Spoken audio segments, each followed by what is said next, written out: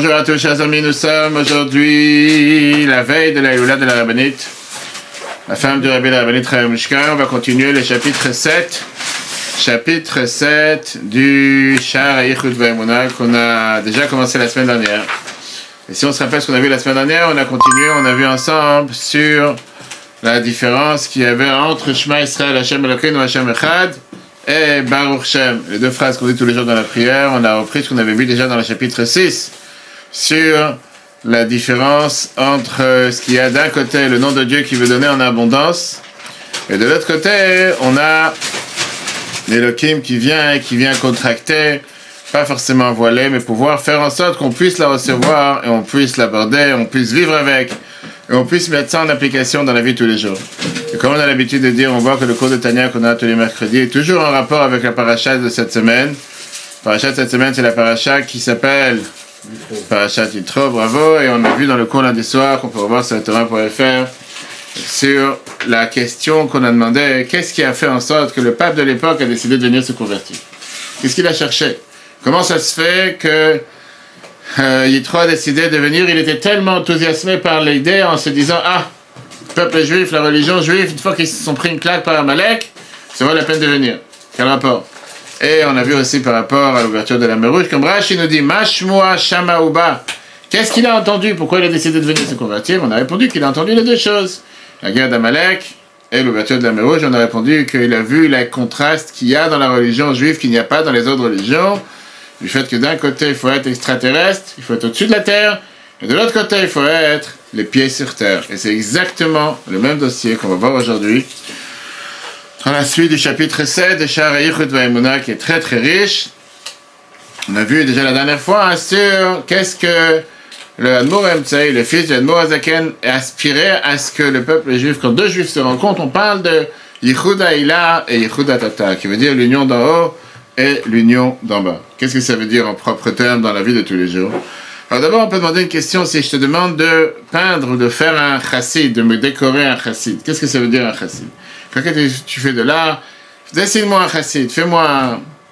Les gens vont te dire c'est quelqu'un qui danse. Et là, ils vont te dire c'est quelqu'un qui a un pied par terre et qui a un pied au-dessus de la terre.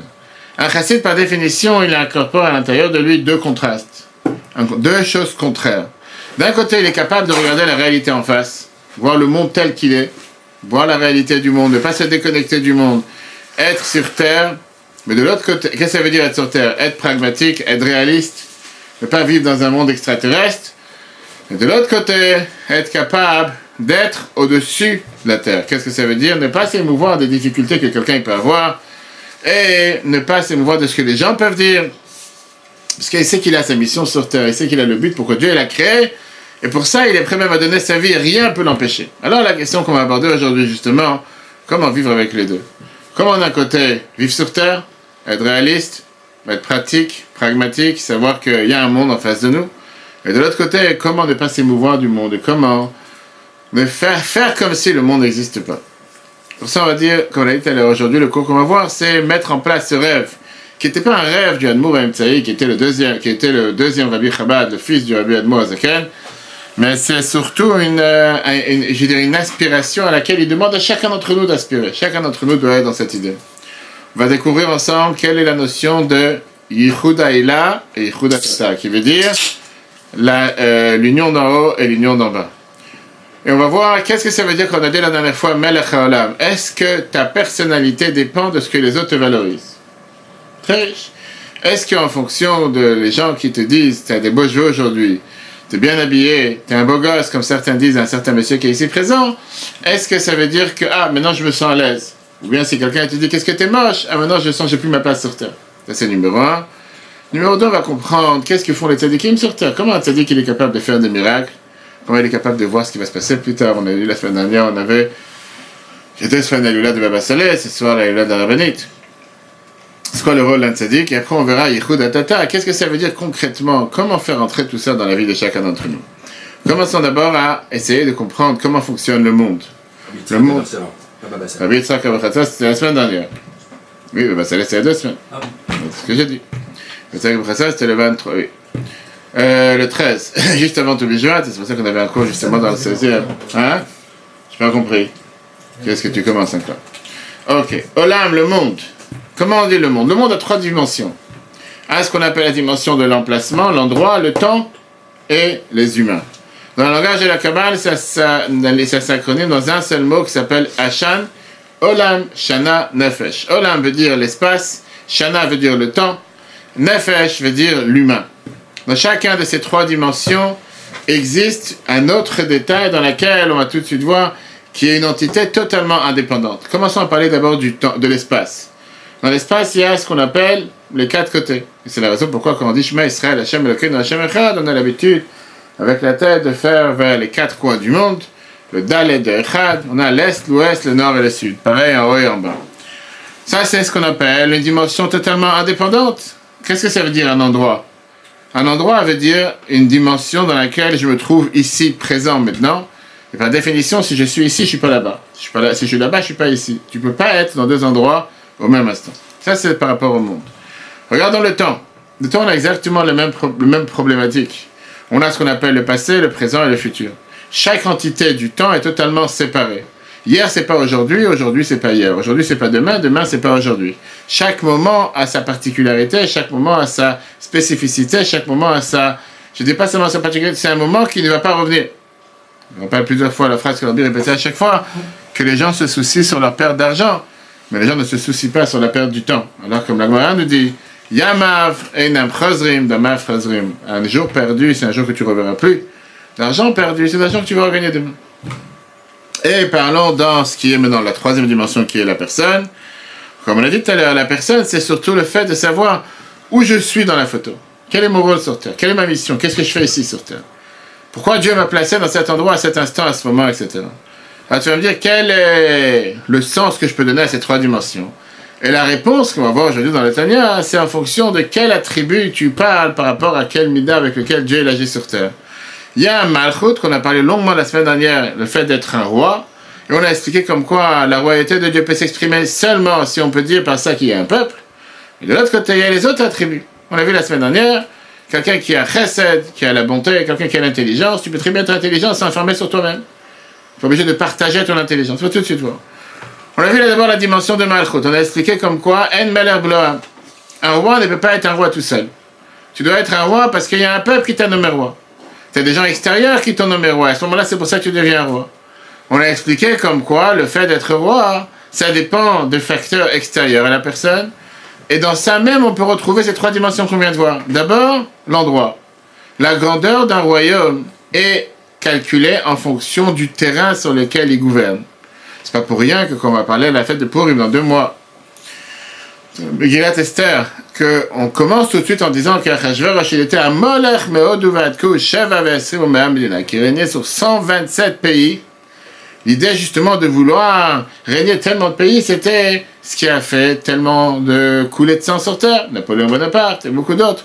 Tous ceux qui ne se suffisent pas avec leur territoire et qui doivent forcément vouloir aller attaquer, prendre ce qui appartient à l'autre.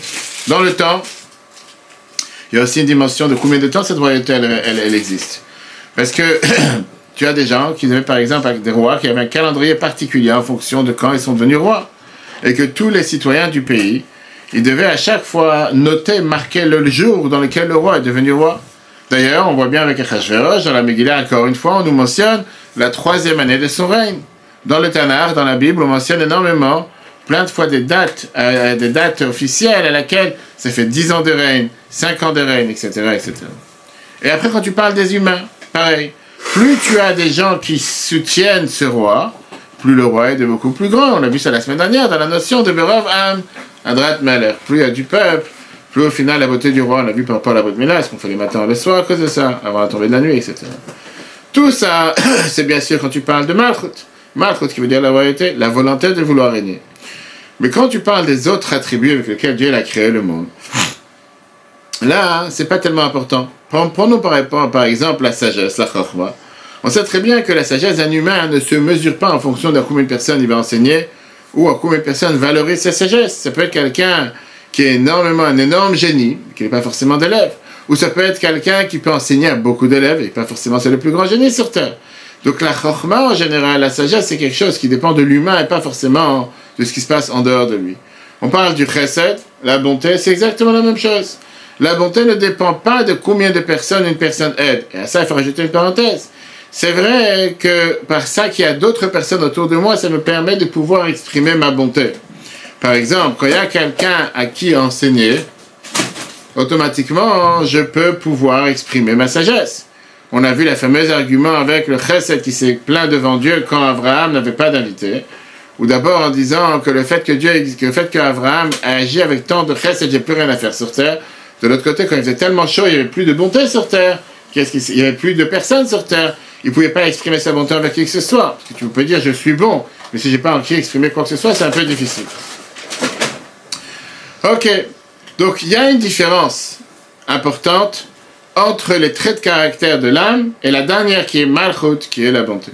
Les différents attributs ne sont pas comparés face aux différents critères qui sont l'espace, le temps et la personne, alors que Malchut est, lui, pris en considération.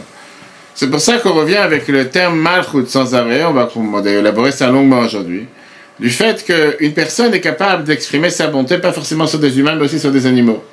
Par contre, Malchut, la royauté, tu ne peux pas être un roi sur des animaux. Tu peux être un roi que sur des humains. Tu peux être bon, gentil avec un animal, avec un chien, avec un chat, avec qui tu veux. Tu peux faire de la bonté envers un animal aussi. Mais royauté, quand tu parles de Malchut, Malchut, c'est pas sur des animaux, Malchut, c'est forcément sur des humains. Rentrons dans le monde du travail. Il y a deux types de travail sur Terre. Tu as des gens qui travaillent en fonction de l'heure et en fonction du projet. Quelle différence entre les deux? Disons que quelqu'un t'a demandé de faire une armoire. Et il t'a dit, je te paye en fonction du projet. Tu m'as fait l'armoire, je te paye l'armoire. Combien d'heures t'as mis dessus? Que j'en ai à faire? Tu as pu mettre 5 heures, tu as pu mettre 50 heures. J'ai pas fini le temps d'heure et c'est pas en fonction de ces heures que je te paye. Je te paye en fonction du projet. Quand quelqu'un te paye en fonction d'heure, c'est pas qu'il cherche le projet rendu, il cherche en fonction de l'heure. Je te paye 5 heures par jour, c'est 5 heures par jour. Qu'est-ce que tu as fait pendant ces 5 heures? Peu importe. Tu es payé pour 5 heures par jour, 5 heures par jour. Le projet, il a été fait en 5 heures, il n'a pas été fait en 5 heures, c'est pas ça qui compte. C'est exactement la même chose que tu as quand tu parles avec un taxi, surtout en Israël, quand tu rentres dans un taxi, la première des choses qu'ils te demandent, est-ce que tu veux qu'on mette le compteur ou pas? En France, c'est rarement entendu une chose pareille, en Amérique aussi, tu n'entends pas. En Israël, en général, depuis les pères regardent la tête du client et te disent, viens, on fixe un tarif, et quand tu sais, des fois, c'est 3 fois plus. Peu importe, après, chacun comment il décide. Donc, tous ces traits de caractère, de chokhma, depuis la sagesse jusqu'au reste, c'est bien définir la personnalité de la personne.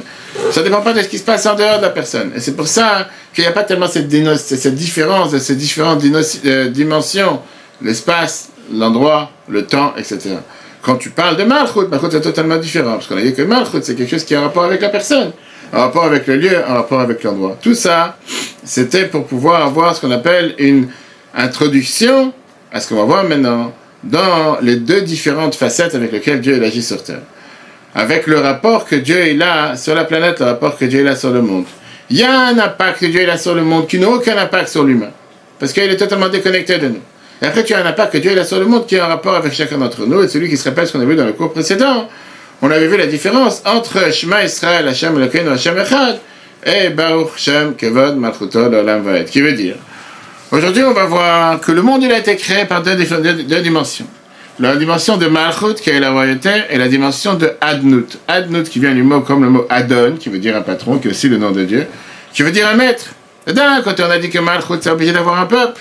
Et par rapport à Malchut, il y a une importance à chaque détail qui se passe, qu'est-ce qui se passe dans le royaume. Il y a un détail de l'humain, les détails de l'espace, les détails de l'homme, etc. Et chaque chose a son compte, et chaque chose a sa particularité, et chaque chose a sa priorité. Ça, c'est la raison pourquoi on a Malchut. De l'autre côté, on n'arrête pas de dire dans les siddur du matin jusqu'au soir dans la prière, Hashem Melech, Hashem Malach, Hashem Imloch, l'Olam Vaed. Qu'est-ce que ça veut dire, une chose pareille? Que Dieu, il a régné, qui règne et qui régnera. Les trois temps pour Dieu, il n'y a pas de distinction entre les trois. Les trois sont exactement la même chose. Alors pourquoi, quand tu parles de Malchut, il y a ces trois dimensions? Pourquoi, quand tu parles de Havai, qui est le nom de Dieu, il n'y a aucune différence avec ces trois dimensions? Parce que comme on a dit tout à l'heure, par rapport à Malchut, qui veut dire agir sur terre, il y a une différence entre le passé, présent, futur. Je suis là, je ne suis pas là. Je suis dans un endroit, je ne suis pas dans un autre endroit. Alors quand tu parles d'au-dessus de Malchut, il n'y a pas cette distinction. Là tu vas me dire, mais tout ça, qu'est-ce que ça me parle dans la vie de tous les jours? Là c'est ce qu'on va tout de suite voir. Parce qu'on ne parle pas ici d'une différence théorique toute court, mais on parle d'une énorme différence qu'il y a entre ce qu'on appelle les prophètes et les tzadikim, et entre les gens lambda, les gens simples comme chacun d'entre nous. Parce que Quand tu parles d'un prophète, quand tu parles d'un tzaddik, quand tu parles de qui que ce soit, qu'on dit qu'il est capable de voir lointain, de voir plus loin de ce qui se passe aujourd'hui, est-ce qu'il est limité dans le temps et dans l'espace, ou bien il est au-dessus du temps et de l'espace? Quelqu'un de normal, quelqu'un comme chacun d'entre nous n'est pas capable de voir ce qui va se passer demain. Parce que tu as des lunettes spéciales. Pourquoi? Parce qu'on est limité dans le monde. Et donc chez nous, on a une différence entre le passé, le présent et le futur. Aujourd'hui, nous, on est ici et présent. On voit ce qui se passe au moment présent. On n'a aucun moyen de voir ce qui va se passer demain. De la même manière, on n'est pas capable de voir ce qui se passe en dehors de notre espace. Parce qu'on se trouve dans un espace, on ne voit pas ce qui se passe derrière le poteau, derrière le mur. À part si tu as des caméras infrarouges, tu es capable de voir ce qui se passe à travers le mur, etc. Quand tu parles d'un tzaddik, quand tu parles d'un prophète, quand tu parles de ce qu'on appelle quelqu'un qui est saint, niveau spirituel énormément élevé, il est au-dessus de ces dimensions du temps et de l'espace. Il est capable de... C'est quoi, il est rattaché à quoi? Tout de suite, il est quoi? Rattaché à quoi? Tout de suite, on va voir pourquoi il a cette capacité. Lui, il est capable de voir pas seulement le moment présent, il est capable de voir aussi le moment futur, il est capable de voir ce qui va se passer plus tard, pas seulement ce qui se passe ici, mais ce qui se passe ailleurs. Et c'est la raison pour laquelle un des tests que la Torah te dit, comment tu sais qu'un prophète, c'est un prophète vrai, et pas un prophète faux? C'est là quand il t'a dit de quelque chose qui va se passer dans le futur, et que cette chose s'est accomplie. On parle en quelque chose de bien, pas quelque chose de mal. Là, on sait que c'est un prophète réel. Par contre, un prophète qui t'a prédit que quelque chose de mal allait se passer, que Dieu nous en préserve, et ça ne s'est pas passé, ça ne veut rien dire. Comme la halakha te dit, parce que ça se peut que Dieu, il a vu que les gens ont fait tchouva, il a changé. Mais un prophète, par définition, qui te dit, je sais ce qui va se passer, et tout va bien se passer, et que les choses se sont passées. On sait que c'est un vrai prophète. Enlevons la personne et rentrons dans l'espace, et on voit que ça, c'est ce que la Torah nous explique entre la différence entre un miracle et la nature. Et on revient encore au cours qu'on a vu lundi soir, qui était merveilleux, le cours de dimanche matin, qu'on a commencé la nouvelle série de GLI sur les conseils de Rabbi pour la vie. On a parlé sur le sens au travail, comment donner un sens au travail très riche qu'on peut voir sur Torah.fr. Si Dieu veut, dimanche prochain, on rentrera dans la maison, comprend toute la notion de l'unité de famille, pourquoi c'est tellement important de la préserver. Et après, on verra sur la santé, une série de 6 cours merveilleux. Quelle est la différence entre un miracle et la nature? On a expliqué comme ça, qu'un homme normal n'est pas capable de faire de miracle. Tu peux agir seulement dans tout ce qui est les lois de la nature. Tu peux agir de manière naturelle. Un navi, un prophète, un tzaddik, puisqu'il est au-dessus du monde, puisqu'il n'est pas dépendant de ce qui se passe dans le monde, puisqu'il n'est pas limité dans les barrières du monde, il est capable d'agir avec les lois qui sont au-dessus de la nature. Alors oui, quand tu vas voir un docteur, il te dit, monsieur, je vous dis que vous ne pourrez pas avoir d'enfant, que Dieu nous en préserve, que cette personne ne peut pas guérir, parce que ce docteur, il est limité, il a son cadre, il fait 1 plus 1 égale 2, et ça égale 2, ça ne marche pas. Tu vas voir un tzaddik qui voit les choses au-dessus de la nature, il voit les choses comme elles ne sont pas seulement dans ce monde, elles sont dans le monde en haut. Lui, il est capable de te dire, il y a un problème dans l'ADN, il y a un problème dans, on va dire, dans le gène de tel ou tel détail, si tu changes ce gène et tu le mets ailleurs, ça pourra marcher, ça pourra fonctionner, c'est ce qui fait que ça marche. Ça, c'est ce que la Noazaken va commencer à nous expliquer ici dans le premier paragraphe de la suite du chapitre 7. Pourquoi ces dimensions de temps et d'espace existent seulement quand tu parles de le nom Malchut et le nom Adon, qui est ce qu'on appelle le nom de Dieu à chaque fois, et pas par rapport aux autres critères. Pourquoi? Parce que toutes ces différences que nous voyons dans la vie de tous les jours, elles existent seulement dans cette planète. C'est pas pour rien qu'on va voir qu'à chaque jour, quand tu parles dans la tefila, tu lis ce qui n'est pas écrit. Prenons, j'ai dit j'allais faire le test avec chacun, j'ai pas mis les sidours. Comment tu lis Shema Israël, Hashem Elokeinu, Hashem Echad? Vas-y, lis-moi les phrases. Shema Israël, qu'est-ce qui est écrit après Israël? C'est pas écrit. Quand tu lis, tu vas être en train de lire ce qui n'est pas écrit. Ah. Comment ça se fait que c'est écrit Yud Kei Vav Kei? C'est écrit le tétragramme, c'est écrit le nom de Dieu qui est le nom le plus élevé 26. Mais dans la manière comment on le dit, on parle de Adon, de maître qui a un rapport avec nous. On va tout de suite voir la différence et c'est ça qui va expliquer à Noazaken. Que dans l'idée, Dieu est au-dessus de la nature. Sauf que nous, comment on l'exprime comment il est habillé dans le monde. On va voir pourquoi. Ged 1, Veine, Ged, Prinat Shem Olam. Qu'est-ce que ça veut dire le nom Olam qui veut dire que Dieu est éternel? En règle générale, quand tu parles du monde, Nofel al Prinat Makom au Prinat Zman Dafka. Quand tu parles du monde, tu parles de ce qui dépend du temps, ce qui dépend de l'espace. Prinat Makom, on a vu c'est quoi le temps? Avec le temps, il est limité. Tu as, pas le temps, l'espace. Tu as Mizrach, Marav, Tzafon, Darom, tu as le nord, le sud. Tu as l'est, l'ouest, Mala, Mata, le haut et le bas. Prinat Zman, en termes du temps, Avar, Veveati, tu as le passé, le présent et le futur. Toutes ces différentes dimensions de ce qui est le temps et l'espace, ils n'ont aucun rapport de tous ces attributs saints élevés du monde de Hatzilut, le monde qui est le monde de l'émanation, qui est plus haut que l'espace et le temps. Kiim, il s'exprime quand? Midat Malchuto Yitbarach, seulement dans la manière comment s'exprime la royauté de Dieu, Levada toute seule.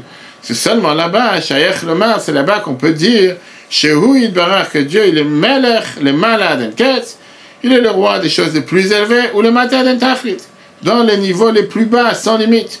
V'chen et Delet Citrin est pareil dans les quatre coins du monde, comme on l'a expliqué longuement dans les chapitres précédents. V'chen et Prinazman est pareil quand tu parles en termes de temps. C'est très bien que pour Dieu, il n'y a pas cette dimension. Hachem Melech, c'est au présent, il est maintenant roi. Hachem Malach, il était roi au passé. Hachem Imlor, il sera roi au futur. Venim ça. Qu'est-ce qu'on voit de là? Shechai Yutamakom, que la vie qu'il y a dans l'espace. Chen Chayutazman, et la vie qu'il y a dans le temps. Veitavutam, on les faire vivre et maintenir et exister du néant à l'existant. Vekiyumam, Kolzman Kiyumam, et les faire maintenir tout le temps qu'ils existent. D'où ça vient? Ou Mimidat Malchuto Yitbarach, ça vient de l'attribut de Malchut, qui est la royauté de Dieu. Veshem Adnut Baruchu, et le nom de Adonai, le nom de Adon, qui veut dire qu'il est un maître sur le monde, sur la planète. Ça, c'est la base numéro 1. Pourquoi? Parce qu'au final, si ça ne rentre pas dans cette configuration, ça ne marche pas sur Terre, ça ne peut pas agir sur Terre, ça ne peut pas fonctionner sur Terre. Merveilleuse histoire. Et donc ça veut dire quoi, juste? Le tzaddik, le chassid, il arrive à se connecter. On va y arriver, on n'est même pas rentré dans ça. Pour l'instant, on est encore dans l'introduction pour comprendre où se situe, pourquoi Dieu doit fonctionner sur Terre, seulement avec l'attribut de Malchut. On continue ce qu'on a vu la semaine dernière par la royauté, qui est justement la seule de tous les attributs qui a cette dimension de temps, espace et personne en fonction des différents temps. Parce qu'au-dessus de Malchut, ça ne concerne pas. Et c'est pour ça que quand tu dis Shema Israël, Hashem Elokeinu Baruch Shem, tu parles en termes de qu'est-ce que Dieu il a à faire pour toi dans ce monde bas, dans ce monde matériel, avec ses limitations. Ça ne veut pas dire que Dieu il est limité, c'est-à-dire que c'est comment toi tu le comprends. Et comment toi tu le comprends, ça doit rentrer dans ce cadre. Ça ne rentre pas dans ce cadre, tu ne pourras pas le comprendre. On va tout de suite voir une histoire. Une personne qui est venue voir un tzaddik qui a dit que son fils est gravement malade. Et les docteurs ils ont dit que le seul moyen de pouvoir guérir cette personne, c'est en faisant une opération compliquée et dangereuse. Il est parti voir le tzaddik, il a demandé une bénédiction que l'opération réussisse malgré tous les dangers. C'est-à-dire qu'il lui répond, il lui dit, écoute-moi une chose, c'est vraiment la plus idiote sur Terre. Il dit, pourquoi je suis Dieu? Fais la place de demander une bénédiction que l'opération réussisse. Tu aurais dû demander que ton fils guérisse sans avoir besoin de faire une opération. Pourquoi déjà rentrer dans les cadres de la nature, de la limite? Que puisque le docteur il a dit qu'il faut que je fasse une opération qui est dangereuse, alors je demande une bénédiction que l'opération puisse réussir. Je demande une bénédiction qu'il n'y ait pas d'opération. Va un cran plus haut. C'est-à-dire, quelle est la différence entre les deux? Quelle différence entre demander une bénédiction que l'opération réussisse et demander une bénédiction qu'il n'y ait pas d'opération? On parle ici d'une différence d'approche de 180 degrés. Et ça, c'est la différence de Adon et Hachem. Comme tout à l'heure, tu viens de mentionner les deux. La bracha, que l'opération réussisse, c'est une bracha naturelle. Et ça, c'est ce qu'on va tout de suite voir avec la paracha de cette semaine et la paracha de la semaine dernière. La différence entre un miracle et la nature. Une bracha naturelle, puisque d'après les lois de la nature, il faut une opération. J'ai pas le choix que de passer par l'opération. Alors je demande une bénédiction, que Dieu fasse, que Dieu aide que l'opération réussisse. Qui est ce qu'on appelle une réussite dans les voies de la nature. Peut-être des fois une bracha que tu n'as pas besoin d'arriver à l'opération. L'opération, ça veut dire que la nature ne prend pas place. Ça veut dire que la nature, elle est totalement soumise à la volonté de Dieu. Donc même si d'après les lois de la nature, le docteur a décidé qu'il faut une opération, vient ce qu'on appelle un miracle surnaturel, on a débattu sur ça dans les cours dimanche, et qui fait en sorte que la nature se met de côté. Le miracle peut faire en sorte que le malade peut guérir sans opération. Oui, c'est pas logique d'après la nature. Et qui a dit que je dois rentrer dans les lois de la nature? Et donc ça, ce sont les deux dimensions. Si tu parles de Adonai, si tu parles de Adon, que Dieu est le maître, patron du monde, mais c'est limité dans les lois de la nature, ou bien si tu parles de celui qui est au-dessus des lois de la nature. Alors tu vas me dire, qu'est-ce que je dois choisir? On va tout de suite voir. Donc encore une fois, si on résume ce qu'on vient de voir jusqu'à présent, on a deux différentes manières comment on voit comment Dieu agit sur terre. D'un côté avec les 6 attributs qui sont le nom Hachem et Elohim, ce qu'on appelle qui est totalement au-dessus de la nature, et de l'autre côté au-dessus des dimensions du temps et de l'espace, et tu as le nom Adon, qui est le nom dans lequel c'est en rapport, en liaison avec le monde, en liaison avec le temps et en liaison avec l'espace. A priori, tu vas me dire qu'ils sont totalement deux contraires. Je ne peux pas agir de manière au-dessus de la nature et dans la nature au même instant. Vient la Kabbale, est-ce qu'on a vu les derniers 6 chapitres, est-ce qu'on a vu au début du 7e chapitre?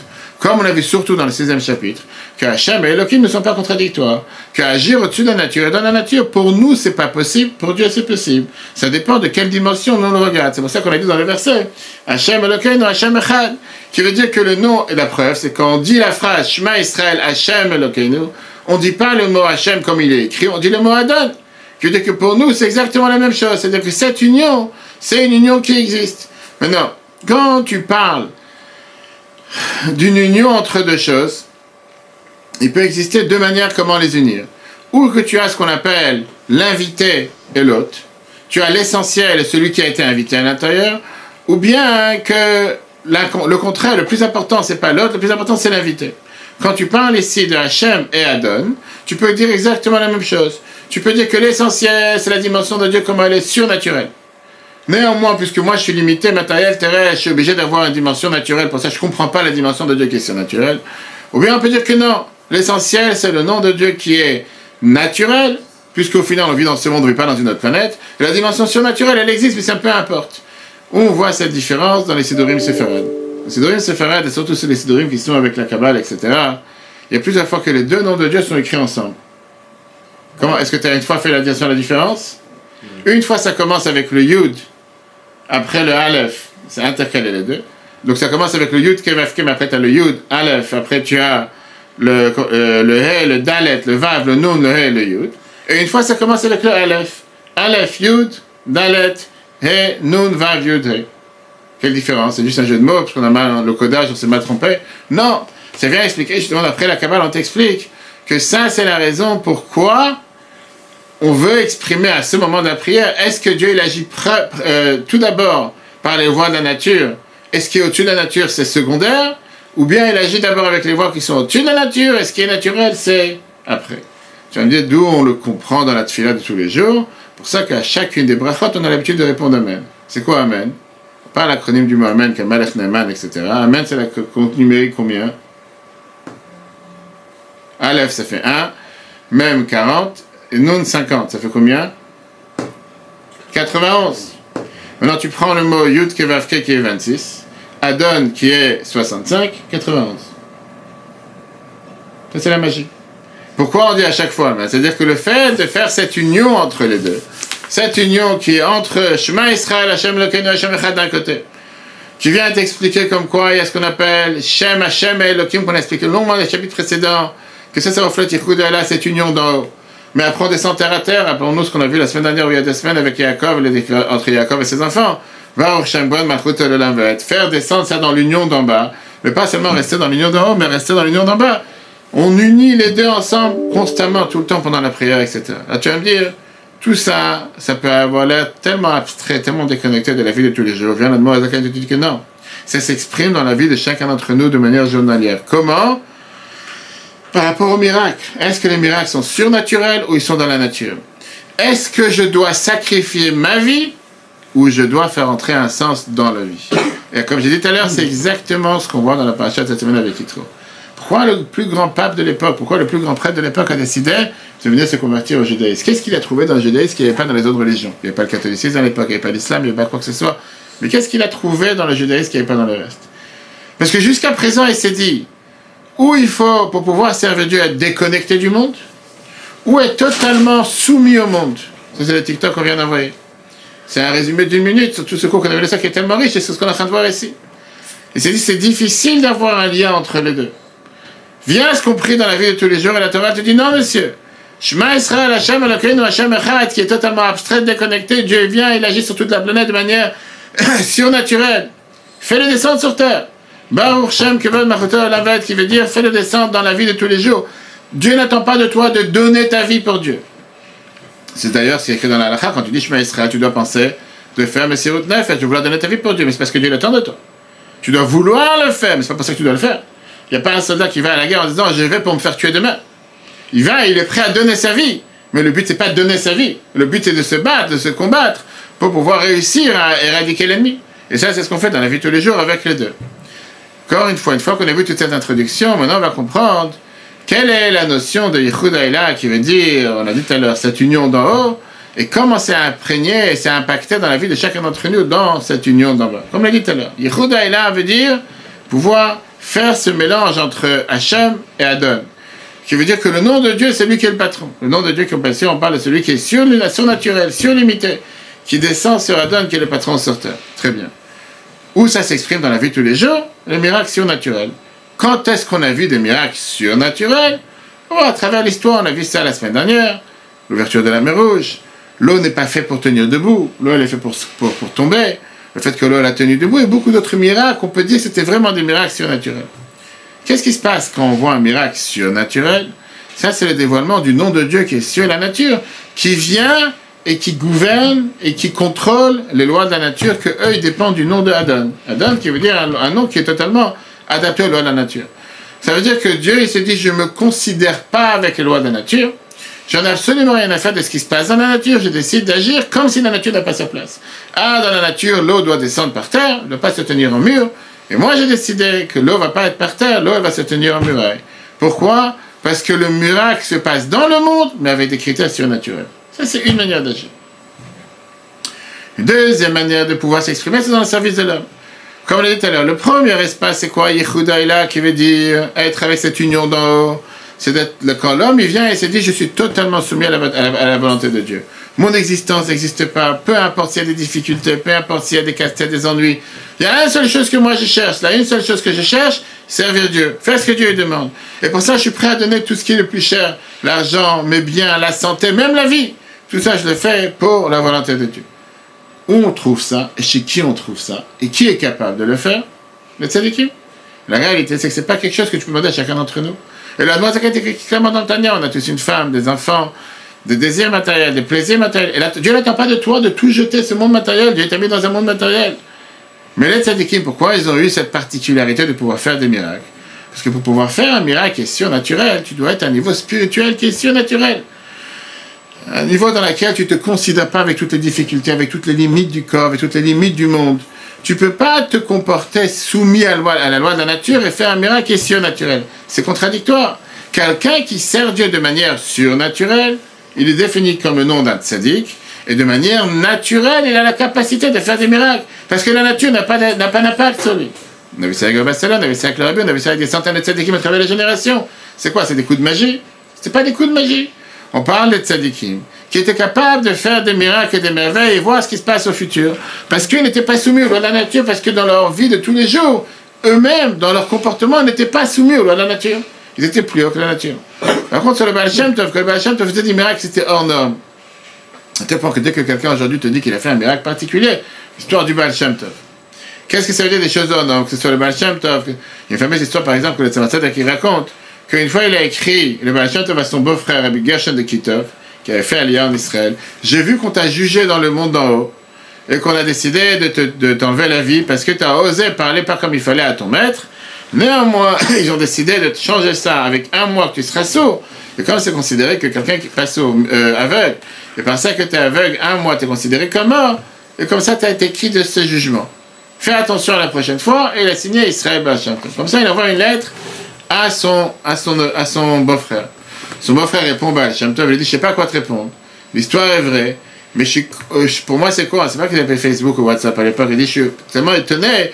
Comment tu es capable de savoir de quelque chose qui ne s'était pas encore passé, que quand tu me l'as dit, c'était pas encore passé, ça s'est passé après. Mais tu me l'as dit déjà avant. Dis-moi, le Baal Shem Tov, il a vu quelque chose qui va se passer et qui lui a fait savoir comme si c'était déjà passé. Encore une fois, on parle de tzadikim qui étaient totalement au-dessus des lois de la nature. Ils n'étaient pas connectés avec le monde par terre. Ça, c'est ce que la Moshe nous explique ici dans le deuxième chapitre. Deuxième paragraphe. Quel est ce mélange qu'on a entre Adon et Hachem? En deux mots, que le temps et l'espace sont totalement effacés au nom de Dieu. Et ça montre comment ces lettres du nom de Dieu viennent nous donner cette allusion par ça que le passé, le présent et le futur est totalement un. On le fiche, et puisque la manière comment Dieu il agit sur terre, la royauté de Dieu sur terre. Mais elle est tellement unie avec son essence, avec son existence, avec toute son union. Comme on va expliquer plus tard. Et donc, même l'endroit et l'espace. Ils sont totalement effacés. Les gabé, par rapport à l'essence de Dieu, que bitul or Hashem, comme est annulé la lumière du soleil dans le soleil. On a vu ça déjà la semaine dernière, la semaine précédente, qu'au final, s'il n'y a pas le soleil derrière, les rayons n'auraient pas pu éclairer. Vezeu, cette union de la royauté de Dieu dans l'essence de Dieu, Zeu Shilouf, Shemadnut, Beshemaveh. Ça, c'est pour ça qu'on a cette union du nom de Adon dans le nom de Dieu. C'est-à-dire que l'essentiel, c'est le nom de Dieu, qui est le tétragramme, le compte numérique 26. Ça, c'est le plus important avec quoi Dieu agit de manière surnaturelle. Sauf que tu as le nom Adon, qui veut dire maître du monde, comment il gère le monde, qui est inclus à l'intérieur de ce monde. Pourquoi? Kishem, Avay, quand tu parles du nom d'Avay, Moreshou, le Malaminazman, ça te montre que Dieu est totalement plus haut que le temps. Shewaya, Oveveye, Berega Echad, qu'il était, il est, il sera au même instant, comme on a vu dans les Zohar, par Parashat Pinchas. Vechein, le Malamichlad Makom, il est plus haut aussi que l'espace. Kumavet, Tamid, parce qu'il exprime tout le temps, et Kol, Prinat, Makom, Kulo, tout l'espace du temps, Milmalad, le Matardal, etc., dans les quatre coins du monde et de haut en bas. Par rapport à Dieu, il n'y a pas de défini, il n'y a pas de limite. Par rapport à comment s'exprimer dans la vie de chacun d'entre nous, on sent cette limite. Un juif, une fois, il est parti, il a été invité dans la ville de Koutsk. Ville de Koutsk était connue par rapport à son grand sadique de l'époque, qui était le Rabbi Mendel de Koutsk. Il a voulu savoir comment vivent les chassidim qui habitent à Koutsk. Après, il arrive, il est parti dans la maison, c'était le soir de Pessah. Après, il arrive à la synagogue, il est invité, et il va chez son hôte à la maison. Il voit à la table du Seder, avec des chansons, l'explication, il s'est imaginé, va savoir comment ça va être magnifique ce soir des Seder ce soir. Et tout d'un coup, il entend l'invité qui dit à sa femme, viens, on va manger le repas du soir. Viens, on va manger le souper. Il n'arrive pas à comprendre, il dit, qu'est-ce qui se passe ce soir, c'est le Seder ce soir. Il va manger le repas du soir comme si c'est un repas normal, comme si c'est banal. Mais comme il est étranger, il préfère se taire, il préfère rien dire. Passe le Seder, retourne à la maison, et il reste avec cette question. Il fait, c'est bizarre, ces gens comme ça, le soir du Seder, viens, on va manger le souper comme s'il n'y a rien de spécial. Arrive la fête de Kippour, et là, il s'est dit, je vais voyager à Koutsk, voir ce qui se passe à Koutsk Kippour. Il fait moins Kippour, j'espère que c'est ça quelque chose de particulier. Il rentre à la synagogue avant qu'on nidre, tout le monde se prépare, Kippour, première prière de Kippour, etc. Et il entend le rabbin qui dit au Chazan, viens, on va prier Maariv. C'est quoi ces gens bizarres? C'est Kippour ce soir. Là, il n'a pas pu se retenir, il demande à son hôte, il dit, je comprends pas, vous n'avez pas honte. Le soir de Pessah, tu appelles ça un repas normal. Fête de Kippour, tu appelles ça la prière normale. Je sais quoi, il n'y a pas d'importance, il n'y a pas quelque chose de particulier. Il a dit, écoute, la différence c'est quoi? C'est qu'ici, chez nous, chaque soir, c'est le soir du Seder. Chaque prière, c'est la prière de Kippour. C'est pas que, arrive Kippour, là, je sens qu'il y a un Dieu sur terre, je me comporte comme il faut. Dans la vie de tous les jours, je me comporte n'importe comment. Non! Au contraire, toi, ta vision des choses, c'est bon, chaque jour, ça va, c'est simple, c'est banal. Arrive le soir de Kippour, là, je donne une importance. Il dit, ici, dans la ville de Koutsk, c'est le contraire. Il n'y a pas une prière qui n'est pas aussi importante que la prière de Kippour. Il n'y a pas un repas qui n'est pas aussi important que le repas du Seder. Alors qu'on demande la question maintenant à chacun d'entre nous, qu'est-ce que tu préfères? Est-ce que tu préfères l'approche numéro 1 ou l'approche numéro 2? Est-ce que tu préfères l'approche qui est ce qu'on appelle l'Ichud Haïla, l'union d'en haut ou l'union d'en bas? Est-ce que tu préfères être totalement soumis à la volonté de Dieu? Il n'y a pas de différence dans l'espace, le temps, tout est la même chose, il n'y a pas d'importance à Kippour, pas Kippour, toute l'année c'est la même chose, le Seder c'est la même chose, ou bien on a des différences. Il y a des moments où tu te sens plus en phase avec ce que tu fais, il y a des moments où il ne faut pas se voir la face, il s'en prend la tête plus qu'autre chose. Il y a un jour que tu as envie de prier, tu es vraiment plein d'enthousiasme, plein d'excitation, tu dis, j'ai envie de remercier le bon Dieu pour ce miracle, ou plus parce que je suis en vie. Et un jour que tu sais quoi, c'est fatigant plus qu'autre chose, je prends la prière à 10 minutes, j'ai autre chose à faire. Où on se situe dans les deux? Maintenant qu'on a appris que le Mozaken t'a parlé sur ce qu'on appelle l'Ichud Haïla, le niveau le plus élevé, et qu'on a vu comment le nom Adon, il est totalement lié avec le nom Hachem, et comment le nom les miracles surnaturels, ils sont la manière comment Dieu il agit sur terre. Qu'est-ce qui nous manque à nous? Tu vas dire, pourquoi j'ai besoin de descendre au niveau le plus bas? Et la réponse, comme j'ai dit tout à l'heure, c'est qu'au final, nous sommes tous des agents terrestres et matériels. Public, présent, exclu, on a affaire qu'avec des tzadikim. Les gens normaux ne sont pas comme ça. La réalité, elle est que si tu vas seulement d'après la première approche, qui est que de ne pas considérer les lois de la nature, et de faire comme si le monde n'existe pas, et de t'imaginer comme si la nature n'a aucun sens, très rapidement, tu n'es plus sur cette planète. Ça veut dire quoi? Pas manger, pas dormir, pas s'entretenir, pas faire attention à son corps, je fais comme si il n'y a pas de monde. Pourquoi tu parles? Dieu il a envoyé une neshama dans un corps, il n'a pas envoyé une neshama hors d'un corps. Dieu il a voulu que la neshama elle fonctionne dans le corps. Et au final, on ne peut pas se déconnecter du monde. Que tu veuilles ou pas, on n'a pas le moyen, on n'a pas d'autre moyen que d'agir dans le monde. Et ça, c'est la raison pourquoi on a besoin d'avoir la deuxième dimension qui est Yichud HaTata, qui est cette union d'en bas. Pourquoi?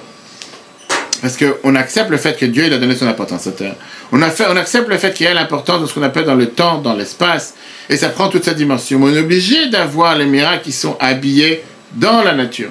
Avec son risque, on va tout de suite voir quel miracle on sait qui est habillé dans la nature, à tel point qu'il te donne près de confusion, et qui te donne parfois la notion de ne pas réaliser que c'est un miracle. On verra ça dans 2 mois avec le miracle de Purim. miracle de Purim, c'est quoi? C'est un miracle qui est tellement voilé dans la nature, qui est tellement caché dans la nature, que parfois les gens ont tendance à te dire, il n'y a pas eu de miracle. Alors qu'en réalité, c'était un miracle avec toute sa dimension, comme le miracle de Hanouka, comme les autres miracles. Mais comme il était habillé dans la nature, ça a pu faire une erreur à certaines personnes de penser qu'il n'y a pas eu de miracle. On a vu ça aussi avec Abraham et les anges, que les anges étaient tellement habillés dans la nature, qu'ils se sont soi-disant comportés dans le monde comme si ce n'était pas des anges, alors qu'en réalité c'était totalement des anges. Qu'est-ce que ça veut dire dans la vie de chacun d'entre nous? Le devoir, comme on appelle ça aujourd'hui dans les jargons d'aujourd'hui, de sanctifier la matière, travailler avec le monde, faire entrer un sens à notre vie. Qui veut dire, Dieu n'attend pas de toi de te déconnecter du monde. Dieu n'attend pas de toi de te séparer du monde. Avec ça, on a commencé le cours au début aujourd'hui. Dieu n'attend pas de toi d'être totalement hors sol, d'avoir les pieds sur terre, mais de chercher comment faire entrer la sainteté, la divinité dans n'importe quelle dimension du monde. Et la Torah donne une importance au temps et à l'espace. La Torah, elle te dit comment il faut rentrer la sainteté dans chaque dimension du monde. Et oui, la Torah, prenons maintenant les trois exemples qu'on a vus au départ, le temps, l'espace et l'humain. Dans le temps, on voit comment la Torah te dit clairement qu'est-ce qu'on appelle la première mitzvah qu'on a reçue, sanctifier les mois, sanctifier le calendrier, les années, la 7e année, l'année de la Shemitah. Dans les années même, on a ce qu'on appelle le temps de la période des fêtes. Dans la semaine, on a 6 jours de semaine. Ce jour tu travailleras, le 7e tu te reposeras. Le jour, on a aussi des horaires qui sont destinés à la prière. Dans l'heure même, il y a des différences entre les horaires, entre les minutes. Ce qui veut dire que le même instant, ça peut être un instant qui est Shabbat et qui peut être semaine. Donc la halakha te dit clairement, Shabbat rentre à 18h38, c'est pas 48, c'est 38. C'est-à-dire que cette même Torah qui est surnaturelle, elle veut qu'on agisse dans le monde, dans les dimensions du monde. Tu vois, moi, je fais tout en l'air, peu importe, je suis rentré Shabbat à 10h du matin. Non, la Torah, elle veut que tu rentres, tu respectes, qu'il y a un temps, certain temps pour mettre tes tefilines, certain temps pour prier, certain temps pour la prière du matin, certain temps pour la prière du soir, etc. Ça, c'est par rapport au temps. Donc c'est la Torah elle-même qui vient et qui nous dit comment on doit descendre terre à terre. La Torah elle-même, elle ne veut pas que tu sois déconnecté du monde. La Torah elle-même, quand elle te dit faire Torah et mitzvot, c'est à condition que tu acceptes le fait que tu es matériel et tu vis dans ce monde et tu fais rentrer la Torah dans les dimensions du monde. Ça, c'est dans le temps.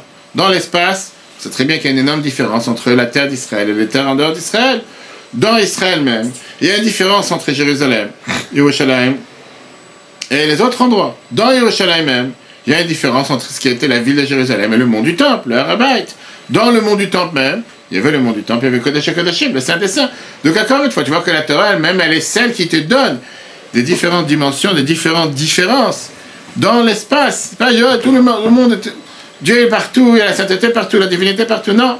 Pareil, la Torah te demande de faire énormément attention, comme on voit en ce moment avec les lois de voisinage, c'est celui qui fait Rambam tous les jours, les lois de Rambam qu'on apprend ou bien à l'Agmara, à Babakama qu'on est en train d'apprendre. La Torah dit de faire attention avec le voisinage, faire attention avec le mur qui sépare entre les voisins, faire attention à différentes notions et critères qui peuvent parfois engendrer ou faire du tort à un autre, etc.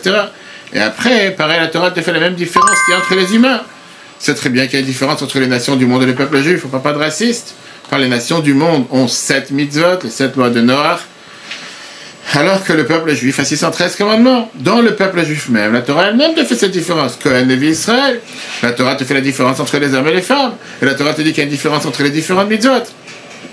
Et donc, venir et être extraterrestre et dire, moi ça m'intéresse, l'union d'en... Moi j'ai rien à faire avec l'union d'en bas. Moi j'adore Dieu, moi je suis prêt à donner ma vie pour Dieu. Il n'y a pas de distinction, il n'y a pas de limite dans le temps, dans l'espace, dans l'heure. Change de planète. Va à la planète Mars, va c'est Jupiter. Laisse-moi tranquille, t'as rien à faire sur cette planète. Quand la Moïse a dit, reste les pieds sur terre. Notre devoir, c'est Yichuda Tata, cette union du bas, qui veut dire faire entrer la divinité et la sainteté dans chaque espace sur terre. Faire entrer la sainteté dans le couple, dans le travail, dans la technologie, dans n'importe quel domaine dans lequel on est en contact. On n'a pas dit qu'il faut l'effacer, mais bien au contraire, montrer comment ça aussi, ce que Dieu a créé, doit être utilisé pour servir Dieu. Et comment on le fait? Par cette notion de Yichuda Tata, qui veut dire cette union d'en bas, montrer comment, même dans le monde d'en bas, les choses les plus limitées, Dieu est aussi présent. 3e paragraphe.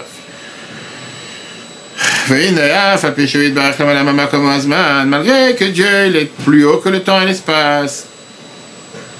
Néanmoins, comme on l'a dit tout à l'heure, il se trouve aussi ici-bas. Que Dieu il s'unit par sa royauté. Que de elle, par elle est créé et descend la divinité dans le temps et dans l'espace. Les Zéo, et ça c'est ce qu'on appelle Yichuda Tata, c'est ce qu'on appelle cette union d'en bas, qui veut dire unir le nom de Dieu dans Adon, qui veut dire comment Dieu est le patron sur terre. Ça veut dire, Shema Otov, que l'essence de Dieu, Anikra Beshamen Tzaboch, qui est appelé, qui est totalement infini. Malé, Kola, Resmamach, il est totalement plein de toute la tabisman, comme dans le temps, dans l'espace. Kibashama, Yemima, Lobar, et tout le que puisque Dieu il est dans le ciel, en haut, et dans la terre, et dans les quatre coins du monde. Akol, Malé, tout est plein, mais en Tzaboch, avec la lumière de Dieu, Beshaven, Mamash, totalement égal. Car, Obar, Resmitachat, comme ça, Dieu il est dans la terre, en bas, comme dans les ciels, Mima, Mamash. Oh, Akol, ou Prinad, Makom, pour Dieu, tout est le même espace. Abatal, une Sioud, qui est totalement effacé. Beur, en Tzaboch, cette lumière de Dieu qui est infinie. Amit la bêche, Bo, qui s'habille en lui à l'aider, Midat Malchuto, par sa royauté. Amuched et Boïd Barrière, qui est totalement uni avec Dieu. Seulement, Rakshemidat Malchuto, que la manière comment Dieu règne sur terre, Himidat Atzimtzum Vaester, c'est sa manière de pouvoir être limité et voilé. La Astir, ou de voiler, de cacher la lumière infinie de Dieu, que nous ne va pas la ressentir, comme on l'a vu dans le chapitre précédent. Pourquoi Dieu fait ça? Que dès, chez l'œil de Batlou, Azman, Vamakom, parce que Dieu ne cherche pas à annuler, à effacer totalement le temps et l'espace de leur existence. Qui sont pour plus faire ce que Dieu demande de nous. Il n'y aura plus de temps et d'espace concret à filer la tartanie, mais pour le monde d'en bas. Donc c'est pour ça que Dieu se voile. C'est pour ça qu'il ne peut pas exister sur terre, il ne peut pas éclairer sur terre avec toute sa capacité. Il est obligé d'éclairer par le nom Adon, qui veut dire avec cette union d'en bas, par ça que nous on peut la comprendre et nous on peut la mettre en application. Le Morazakan il était à Berditch, une fois un des petits-fils du Maguide de Mezrich. Il lui a demandé la question. Comment tu peux dire Shema Israël Hashem Elokeinu Hashem Echad et juste après tu dis Ve'ahavta Hashem Elokecha, qui veut dire quand tu dis Shema Israël Hashem Elokeinu Hashem Echad, Dieu est un. Quand on dit Echad, à quoi on doit penser qu'on est prêt à donner notre vie pour Dieu, de totalement effacer à Dieu. Et après tu dis Ve'ahavta et tu aimeras.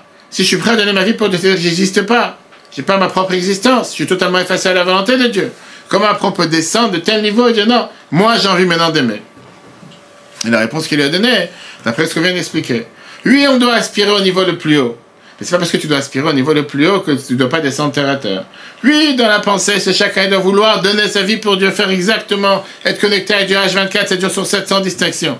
Mais sur terre, pour pouvoir faire ce que Dieu demande, on doit garder les pieds sur terre. C'est pour ça qu'on a vu au départ l'histoire qu'on a commencé avec un chassid, qui quand tu fais une définition d'un chassid, c'est quelqu'un qui a un pied en l'air et un pied sur terre. D'un côté, la tête, elle est dans le ciel. On a vu ça avec Yaakov, qu'Yaakov, il était capable d'avoir le rêve avec l'échelle qui touchait le ciel, mais la bout de l'échelle était par terre. Oui, il faut aspirer à savoir quel est le but, pourquoi Dieu a créé le monde, élever chaque chose à la sainteté, élever chaque chose à la divinité, faire en sorte que chaque chose soit au niveau le plus élevé. Comment?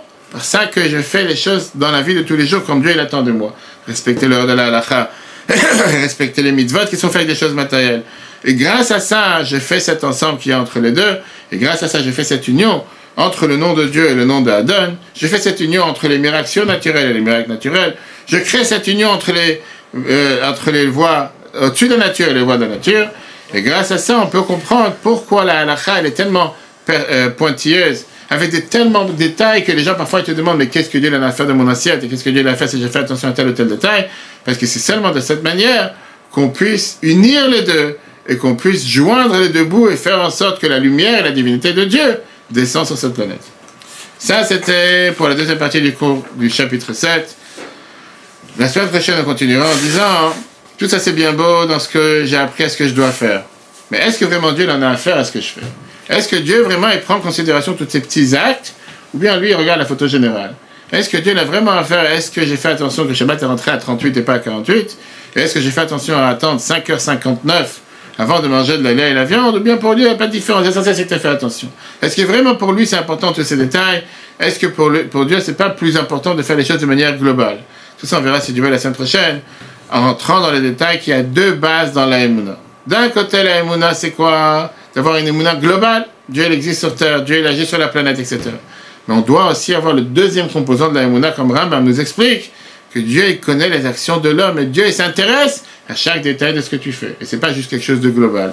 Quand c'est quelqu'un qui va dire l'essentiel, monsieur le docteur, c'est que je suis en bonne santé. Non, c'est pas suffisant d'être essentiel en bonne santé. Il te demande de faire une prise de sang. Il y a des dizaines de détails. Dans chaque détail, il y a chaque détail qui compte. C'est pas juste suffisant d'être généralement. Généralement, c'est très bien. Mais après, il y a des fois des détails peuvent causer beaucoup de tort. Et ça, c'est ce qu'on va voir la semaine prochaine. Comment Dieu s'intéresse à chaque détail de ce que nous faisons.